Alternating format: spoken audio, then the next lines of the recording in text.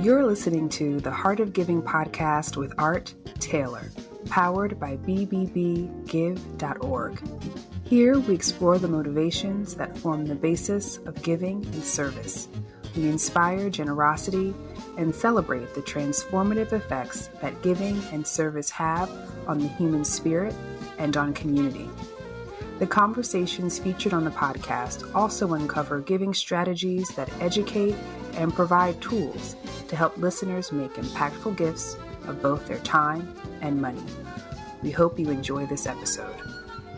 This is the final of a two-part episode. We released part 1 last week. I hope you'll check that out. You know, this podcast has a lot to do with philanthropy. Yeah. And in order to make this story possible, it took a lot of philanthropy. And I know it's not always easy to raise money, but I think we had a notion that if we came up with the right ideas, that we would be able to at least convince the board at Franklin and Marshall, and now others, that investing philanthropically in these ideas could yield some huge results for society. Well, especially with the idea of talent, as opposed to what other value might be more appropriate. Right. Talent, you can't dislodge talent as a central value of a learning community. And I think that we also showed a willingness, and this actually was before me with John Fry also, and no doubt with Barbara Altman afterwards. We would leverage all the assets we could outside of philanthropy to add to the aid budget, while also inviting and encouraging our alums and parents and other supporters to invest in aid. You know, are you doing everything you can to prioritize aid? And then as you prioritize aid, are you also prioritizing student success? And I think for lots of reasons, it all came together really well. And so in building a robust financial aid budget, which F&M's been able to sustain, we've positioned the school to be seen as a place of opportunity. And that is, again, good for every student and all alums. And hopefully in the future, we'll see an alumni body that reflects this aspirational, striving mindset that we're going to be the best school, we're going to get the top talent, we're going to believe in one another, and we're going to go create the future we want. And what do you say to the critics of liberal arts education in particular? It's higher ed in general now, but it's certainly liberal arts. So this book is one way to answer the critics, because I say, if you read this book, you're going to see 35 stories of young people from all backgrounds, upper income, middle income, lower income, who said yes to opportunity and pushed themselves to create the education they sought. You read that book, there's no way you can say, well, there's not something really powerful happening when students opt in and when the school responds to student aspiration. There may be issues around the cost of education, absolutely, it should be addressed, or issues around who does or doesn't have access, absolutely. But let's make sure we look at what's happening that works so that we can do more of what works and fix the things that aren't working. Well, there are two students you talk about in addition to Dave's, a lot of students you talk about, but I want you to tell Markera's story and also Akbar's story. All right, cool. So thank you. This is what the pleasure of this whole book was, talking to all these different students I knew to, with them, draw out how did their growth trajectory unfold. And in every case, the agency of the student is pivotal. We create the learning we seek. So in the last chapter of the book, I write about something that Michelle Obama describes beautifully about becoming. That she says we're on a journey to become, we push and strive and grow, we're ever closer to the person we want to be. And that feeling of becoming is a intrinsically valuable moral feeling. In fact, if you feel that you're trapped in a life that you cannot become what you're meant to be or what you hope to be, that is stultifying and discouraging. And our world needs all people to feel they have the power with their own actions to become.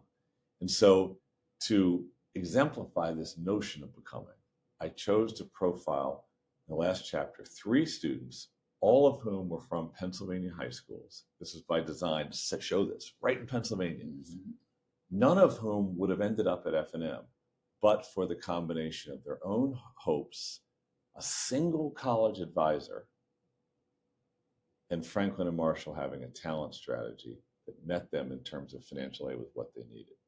So one of those students is Akbar Hussein, who quickly, I'll say, he came here having grown up as a child in a workers' factory in Saudi Arabia, having gone there from Bangladesh because his father, as a welder, was making money for the family. He and his mom and brother and father entered what's called the diversity lottery, which they learned about in a mall in Saudi Arabia. They won. Wow. Very hard to win. Wow. 1%, half of 1%. And so they were legal immigrants to America who renounced everything in a sense because they had to give up the job in Saudi Arabia. There's no going back to Bangladesh. They get on a plane with hope, belief in themselves, because this idea of America stands for the future. And they land in Kennedy Airport. The sponsor that's supposed to meet them doesn't show up. The next day is September 11th, 2001. And so Mr. and Mrs. Hussein and their two sons are kind of like wandering in Newark in New York for a month. They running out of money. They have nowhere to go back to. They came from Saudi Arabia. What are they going to do? Right. And people in a restaurant in Newark connected them to a mosque in Norristown. The family resettled. The mosque filled in everything. The children started going to school post 9/11, challenging. In the journey to make life possible, the father works so hard that he dies. And Akbar and Kabir become the sort of the leaders of the family with their mom. Akbar works in a 7-Eleven and a gas station on the Pennsylvania Turnpike. He learns, well, with my high school degree, I'll get a $10 an hour salary. Mom is ecstatic. One high school counselor said to Akbar, before you take that opportunity of $10 salary, which is good, look at some colleges. He goes to Franklin and Marshall College. He stays overnight on a visit. He meets other people like him. He suddenly sees, oh my gosh, this is a land I want to walk into. I don't know what I'll become, but this is what I want. Goes back and tells his mom, I'll make more money with a college degree, I think. Let me do it. She says, yes. Many good things happen. I'll come back to that. The second is Sheldon Ruby. He comes from a part of central Pennsylvania, Everett, Pennsylvania, where almost nobody went to college. Wow. Almost nobody. In fact, many saw college as a doorway that a young person will walk through and never return. And he himself willed himself to have a great high school experience, so willed it so hard that he stayed with a neighbor family near his school because he could then be at school all day and in the evening, as opposed to driving an hour home back and forth. That itself was a giant gesture of opportunity, of saying, I want opportunity. His high school counselor said to him, you should look at an F&M program that's for talented students over the summer. She pushed him to do it. He said, okay, I'll try it. Walks on the F&M's campus. He's never met an African-American. He's never met a Muslim. He's never met somebody gay or lesbian. His fun moment with every teacher was asking them, hey, do you think evolution's an opinion? And he loved it. And then after that summer, applied, we accepted him, we met his full financial need. And then that story goes on. And then the third one's Markera Jones. And she comes from Coatesville, Pennsylvania. And I think it's fair to say that in the environment where she grew up, segregation was the norm in housing, in schooling, in public health, in jobs, almost everything. And when she was younger, she was invited a couple times to join an honors class in her middle school and then in Coatesville High School, where she would have been the sole Black student. And in both of the cases she chose, doesn't feel right culturally, doesn't feel affirming. And so she went on a track where all the Black students were, and she had good friendships and she excelled. And she knew inside that she didn't pursue something that was offered to her because it wasn't really going to be nourishing of her sense of self. And I totally get that. But she also hungered for more. A single college advisor outside of the school met her and introduced her in an Upward Bound program to Franklin and Marshall and other schools. Took her around to them and showed her what college life could be. At the same time, the college advisor at her high school, who she only met once, handed her a piece of paper and said, sign here to go to an open access public institution with a 10% graduation rate. She said, no, I think I'm going to try this other place, Franklin and Marshall, which met her whole financial need and more. And so now we have a chance to actually speak with Markera. And I wanted to just ask you, Markera, about your experience at F&M. Tell me, in your own words, what it was that drew you to that school and how you managed your college career there and what it's meant to your life. Thank you, Art, for the question. Good to be here. So, why I chose F&M? What drew me to F&M? I went on a visit with my Upward Bound counselor. We were having a college tour. And at first, when F&M was listed on the kind of college tour agenda, I didn't feel any particular way towards it. It was the closest university to home or college to home for me. And I was trying to get far away from home. So I wasn't excited about visiting. And also I had never heard about it, even though it was so close. My idea of it was this very upper class, white, probably just one of those institutions that I had never had access to, never heard of for various reasons. But when we went on the visit, I remember just feeling a sense of welcome on the campus. The campus services, the way that they toured and the way that they talked about the university or the college. Sorry, I keep saying university. The way they talked about the college, the different opportunities that I would have there to do research, to learn more in psychology. They had all types of nice labs, and it seemed like spaces that were well funded and well resourced for me to really like learn things in a way that I feel I didn't get in high school or these other experiences in education. So I was really excited about that. And it was kind of smaller.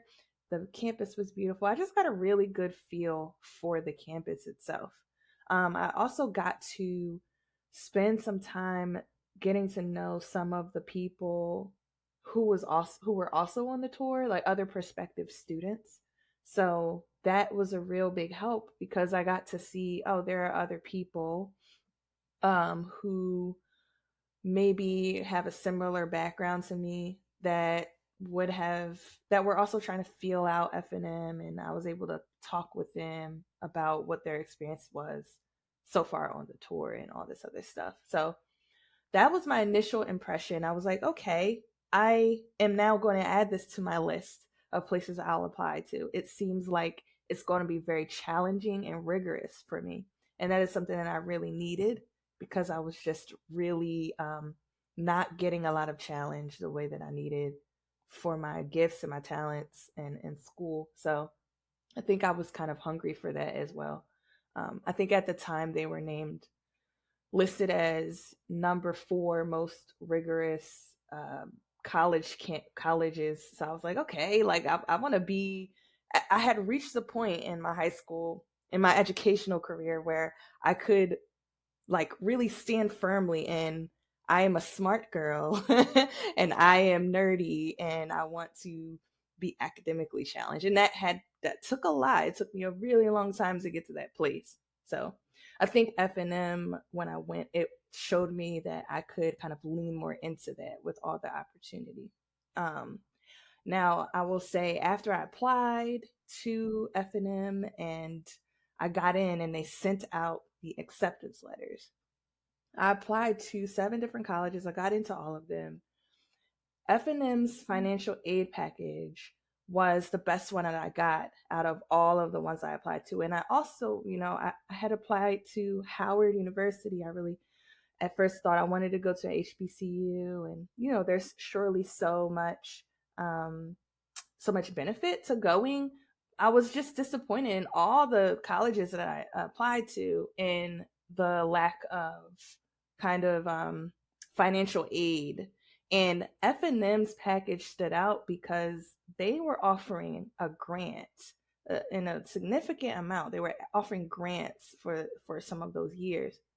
And I was afraid of taking on student loans. And I did end up still taking out small loans, but that grant, which I think it was listed as a trustee grant or the board of trust. Yeah, it was like some grant that it comes from donors. It comes from people who want to fund, talent. And I realize now that that was a part of the strategy at F&M, but it really helped me to see, okay, these people believe in me, they value me, they do want me to come here, and they want to invest in me in that kind of way. So I definitely, yes, I made the decision also off of the package. It just kind of sealed the deal for me after that. Yeah. So when you got to F&M, what did you find? Well, when I got to F&M, I found it was so white. It was so white and rich. It was so much, there was so much resources. Um, but I think I'm really lucky because I think my cohort of people was also it brought in a lot of diversity into the culture at F&M, which I was really fortunate for. So I also felt that although this was a very different experience for me, that I had some community, and I was also not the only first generation college student there. So I wasn't alone in that either. I did feel like I was able to find my people. And actually after I got accepted, there was this other program that they put on for college freshmen, incoming freshmen, to go and connect with other freshmen of color, first gen students. No, I don't think that they were first gen, but I think other freshmen of color, I think, in March before the semester started, the first semester started. And that's where I met my closest friends. For the first time before we even got to start the year, I was able to find community. And I think that did wonders when I met my best friend in that program. So I think once I did finally make it to campus and started the year, I didn't feel so alone. I had gotten some, a heads up about how it's going to be on campus because we had lived there for like about a week with this program. And that was really valuable for me. So yeah, that's a little bit about what it was like when I finally like made it in. Well, you achieved some things there that not very many achieve relative to grade point. Mm-hmm. You want to tell me about that? Sure. I don't mean to embarrass you. A Sure. lot of us, I went to Franklin and Marshall, and my numbers were not anything to speak about, believe me. But yours are definitely something to speak about. So tell us about your performance there. Yes.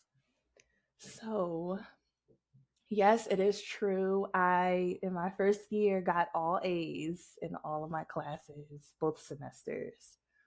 Um, I am unsure, of how to really speak about that still. I think the way that I put it to Dan when he did call me in. I made the dean's list, obviously the honors list, and then he called me in and he's like asking me how I did this, and I'm like, it's what I do. I just get good grades. Maybe I write notes, or I have good note taking strategies. Maybe I learned some good study skills, right, from Upward Bound or something. But but even though I will say that even though I was doing well academically, I was also really social. So yeah, when I look back, I do kind of wonder too. I think I was just really hungry, and I think I was just very like into it. I was very engaged. It felt really good to be engaged in that kind of way, in a way that's challenging me. I was doing F&M is very writing heavy, and I'm a very great writer. And so I think that worked to my advantage really well. Like I've just always been really good at writing. I wanted to be an English major at first. But yeah, so I think some of that has to do with it too. Well, writing helps. So you graduated, and then you've now gone on to do some other things. Talk about how F&M has helped you in your present situation. Yeah, so at FNM, I got to have my first research experience, where I not only did I work in a lab, so it was a personality psychology research lab. I with another faculty member, it felt very like special because this is the stuff that I was seeing on TV, I think, where you're in a lab, you operate this experiment, and you're writing, and it's only me, my other lab member, and the faculty member, and it felt very personal. It felt like I was doing this really important work, kind of in research, giving back to like creating knowledge. And then for my senior year, I ended up kind of using some of the things I learned from that research experience to do my own kind of honors thesis in psychology. And that individual research that I did, right? Yes, I was under advisement, but I created this whole kind of experiment and this research question from my own ideas. And that was the first time that I had that experience. And it's very valuable to have that experience in college, in undergrad, because in graduate school, you need, I mean, because in graduate school, it comes in handy just kind of to know your way around research.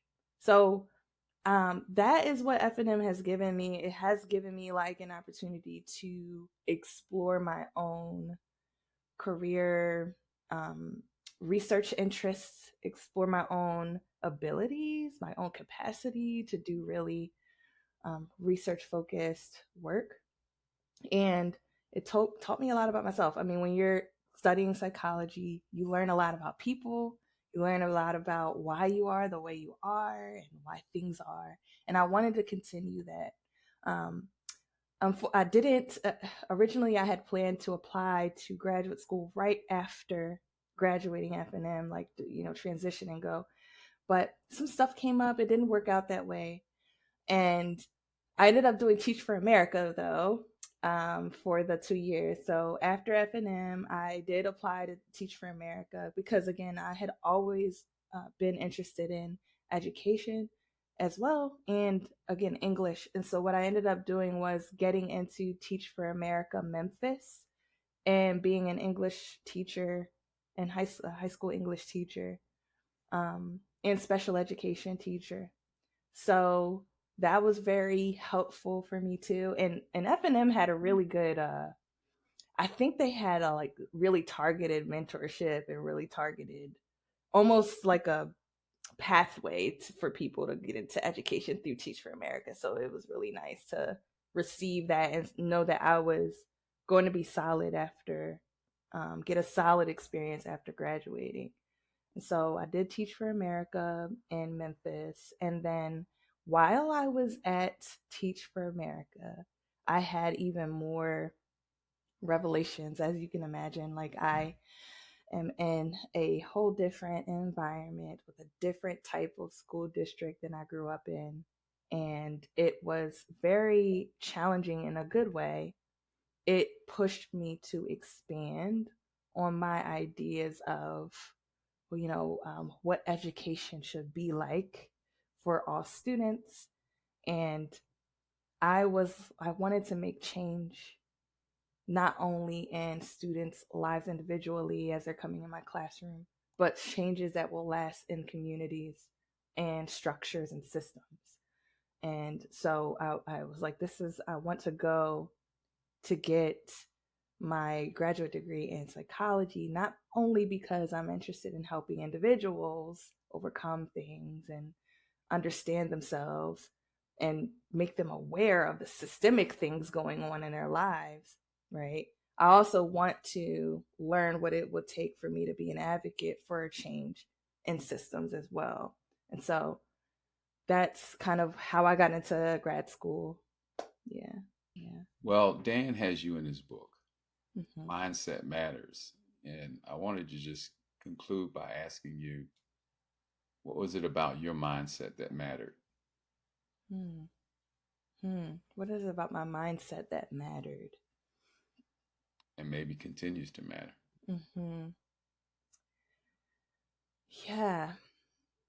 I think when I think about that, the age that I was, and what sometimes it's so hard to access that that person. But I think that a part of my mindset was I was very, very focused. Like I was very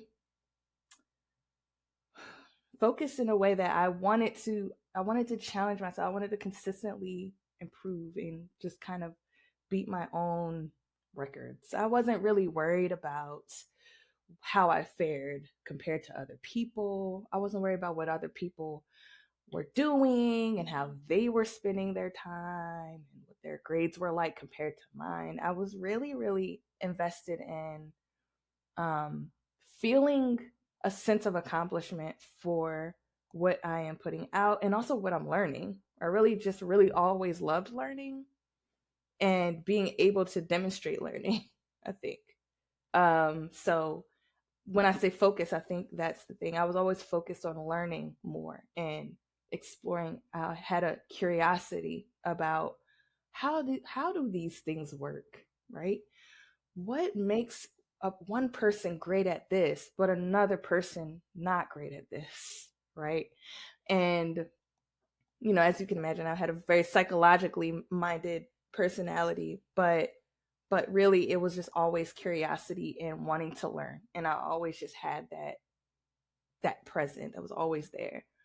And I was, in the sense of curiosity, I wanted more new experiences because I found that even just going into college was such a new thing, for me, for my family. There was so much to explore, and I felt like I was pioneering almost. Actually, I think I like that word, pioneering, because all throughout college, I felt like that. Like I felt like, oh, this is my next thing. I want to see what this is like, right? I want to learn about how people experience this part of the curriculum, right? Or like this internship.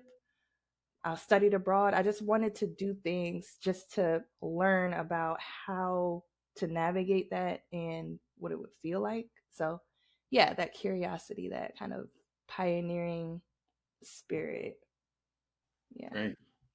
Well, Markera, thank you. And congratulations for everything you're setting out to do and some of the things that you've already done. You kind of broke the records a bit at F&M. So now somebody else has to come along, although it's hard to break a 4.0. I don't know how you get any better than that. So congratulations. Thank you And, so much. Obviously, we'll be staying in touch. And, as a F&M grad, we're brother and sisterhood. So especially those of us who are from people of color. So, we want to make sure that we always are connected and able to support each other. Yeah. Now, those three, Akbar Hussein, Sheldon Ruby, Markera Jones, a Muslim immigrant, a white rural Christian student, a African-American student living with generational poverty and segregation. They go to Franklin and Marshall College. They create their learning education. They're friends with one another. They're learning in faculty-supported research opportunity. They're volunteering. They're running for student government. They're taking part in mentoring of younger kids. Each of them had a whole, full, rich college experience. A lot to say about each. Today, in their early 30s, Sheldon Ruby won a Wrangell Fellowship, which allowed him to live with a Muslim family in Indonesia as part of a Fulbright program. And then he got his master's degree, and now he's a diplomat representing the United States in Africa in the State Department. Markera Jones is a clinical psychologist. She's earned her PhD after serving and teaching for America. Her practice includes her desire to help students who are in lower income communities learn the principles of mindfulness, so that they can have ownership and agency in their life. And Akbar Hussein became the first ever Truman Scholarship winner for F&M. Wow. Went to University of Pennsylvania Law School, had a couple of great jobs, and now is in the cabinet of the governor of Pennsylvania as the head of policy. And so when we look at these stories, each has an eminence of individual aspiration and beauty, which is about the students striving, the school's support, a college advisor's belief in them, family support. Each one is a path breaker, but our country is so much better because Markera Jones is a clinical psychologist and Akbar Hussein is informing policy and Sheldon Ruby's a diplomat. And so I view the best form of education as the one that helps the one and the many, that unlocks talent and sees talent in every corner and community. And that by investing in young people, whether financial aid or just as important in their learning and their formation, we make a better world. Yeah. And the one thing I know for sure about those three is that they aren't done growing and striving. Right? This is just the beginning. Daisy, what did your college education mean to you about growth? One, I would say, not that the actual education part wasn't important, but I think like going to the book itself and the story in there, it was the third space or fifth space, I forget what that term was, but it was the learning that happened around the educational piece. Even though I could rattle off great classes that I had, including one I had with Dr. Porterfield. It's the times where I was asked to step into being the story that you started to tell when I was in the student broadcasting club, and all of a sudden I'm doing play-by-play for sports that I don't know, and I have to learn about learning field hockey was like, even though it's not like I'm still using those like terms that I learned today, it still was that moment of like, oh yeah, I can do this. I can take an hour and look up what does that hand signal mean, and what does that card mean, and why did the clock stop, and be able to explain that to other folks so that they can learn too. Or it's being asked to co-lead the development of the college house. Like I've called the ethos, not just the Constitution, which I was directly involved in, but my co-partner Rosa DiPiazza was involved with just the traditions and like how our like RAs and would interact with students, and what each floor or hall would do, and all of the different college houses already had that established. So we had to really come up with, well, how are we going to do that moving forward? So there was so much done in the classroom that was important and was like, really informative for me, especially as a government major and a undeclared history minor. I probably should have declared that. That speaks to how I function as a person, especially from a government perspective, learning the systems of government rather than specifically learning like this is communism. It was, oh no, here's the German Bundesrat. It's set up this way because of X, Y, and Z. Here are the Westminster parliamentary systems. Each one is different, but they derive from this one singular vision of what government can look like, driven by the people. That also helped with the Constitution writing, with that what now was then New College House, now Rochelle College House. Helped in my first full professional job working with a consortium of small liberal arts colleges, where we had to sort of think through how do we connect with, we knew we had to connect with the presidents, and Dan was one of them at the time, but there were the vice presidents we had to connect with. There were the associate VPs we had to connect, deans, directors of offices and institutes. And then that government background sort of helped me think through, oh, here's a way to structure like initial engagement, so that then if we can't drive everything, we have to instill ownership. How do we instill ownership in these folks so that they feel connected to the work that we're doing collectively, but can still feel it on their home campus or institution of higher learning? All of that tracks back to how F&M goes about the work of enriching the mind of the young people that are privileged to go there, but also creating those spaces outside of the classroom to even, I think that's the benefit of that liberal arts education in the small college environment, to have those both opportunities in those 4 years. So let me build on something here. A great learning environment provides a resource-rich ecosystem, but it doesn't micromanage the students for every learning opportunity, but gives them the freedom to pursue what they would like to experiment with, which will sometimes lead to breakthrough growth, and sometimes to like, oh, setback, or there's a learning lesson here in the non-success. All good. But so in Robert's case, it's like he has night goggles on, but it's different. But you know, how night goggles, you see everything differently. Yeah. He has an inbuilt orientation to see an ecosystem with its many different assets and features, nodes of activity, resources. He sees the landscape with a different lens than most people have. Mm-hmm. And I saw that instantly when I was meeting him, because he was telling me things about F&M that I needed to learn. And it wasn't like other people had the same insights about how parts connect, or who does what, or what's an interesting explorational moment happening on campus. He had it all. Right. And so where does that come from? From how you grew up, from living in Brooklyn, from the schools you went to. But that particular talent is extraordinarily valuable for life. Yeah. But it's almost impossible to measure for, and you're not even sure you can say you enhanced it, because it already was at like sort of apex predator level. Right. So, but that's what a great ecosystem does. It lets people cultivate that talent, and people learn from him. Exactly. I learned from you. Of course you. So we're getting to the end, but there's two things I really think we need to cover. First of all, this idea of talent didn't end at Franklin and Marshall. In fact, it was something that you were able to extend, right, to other institutions. The second thing is the team that you were able to assemble at Franklin and Marshall to help you do this. Yeah. And I want to specifically shout out Daniel Lugo, who helped with your admissions program to help get the students in here, who's now going to be, I understand, president of Trinity College, right? He just moved up from a college from Queens University. Yeah. So we there's talent all over the campus. Everybody's an educator. Every person. They work in the athletics department. They work in housekeeping. They work in the cafeteria. They work in the registrar's office. They teach classes. They're the administrative assistant in a department. Everybody's an educator. You sort of want to take that approach, because the students are learning from the ecosystem, from everybody around them. Is everybody sending messages that you can grow, or are they sending messages, hey, you're only good at some things and not the thing I assess you at? And I'm not a big fan of sort of capacity limiting engagements, whatever they might be. And it's amazing how the non-faculty across the institution almost always are growth mindset oriented. They want to work in colleges. They believe in young people. They love being around the sense of possibility they see in those. And so I think good schools should ignite that even more.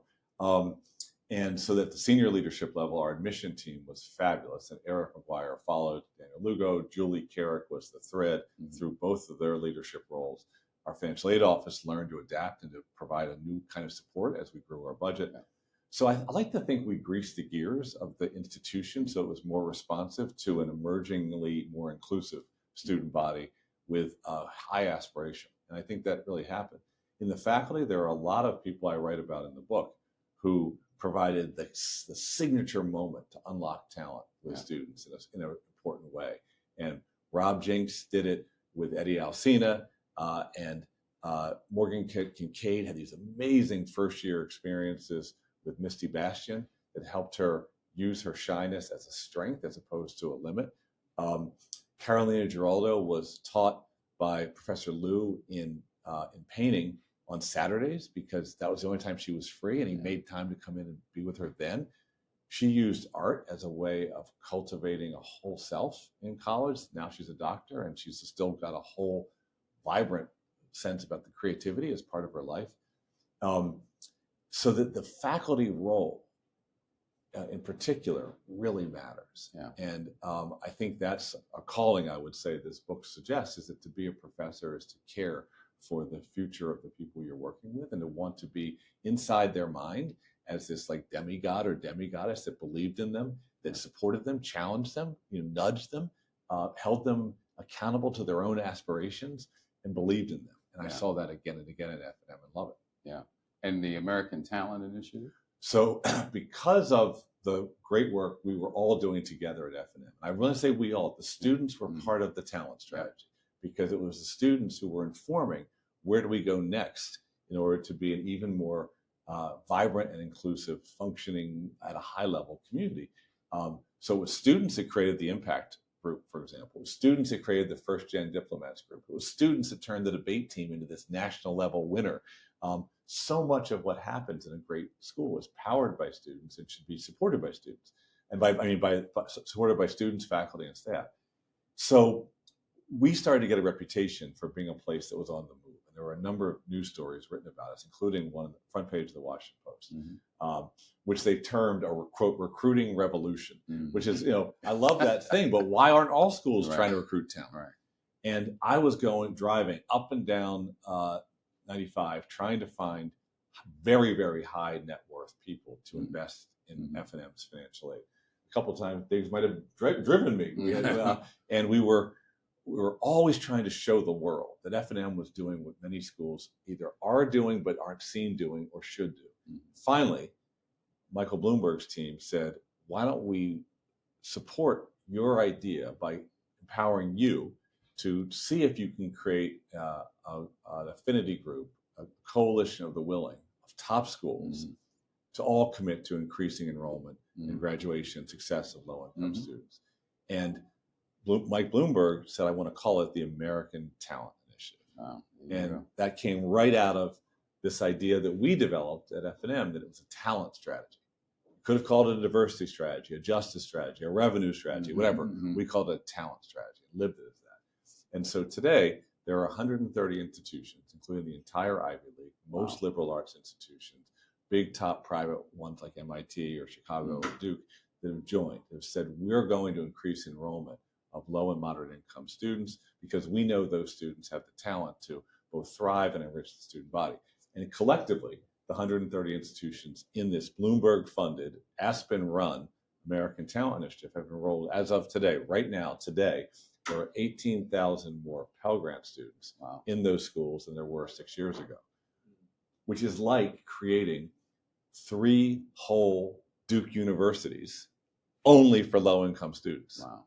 That's the power of that. Yeah. There's many issues to work on in higher ed. This is just one. Right. But we shouldn't forget that it matters that students with high aspiration have a chance to go to the institutions where there is the best financial aid programs and so many resources for life after college. Amazing. Well, Dan Diggs, thank you so much for agreeing to do this show.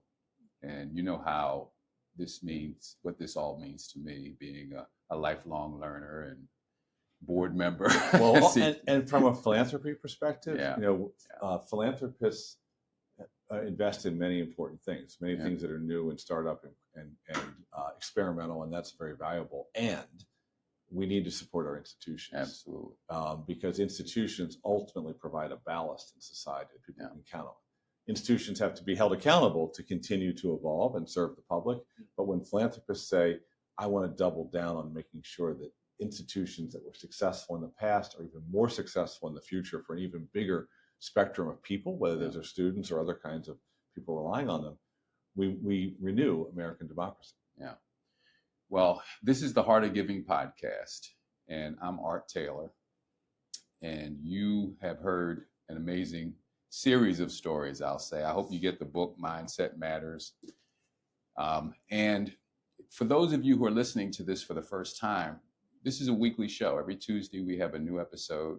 I hope you will subscribe to the show. You can see our YouTube version of it, which is obviously in video, but there's also an audio version that you can get on all major podcast platforms.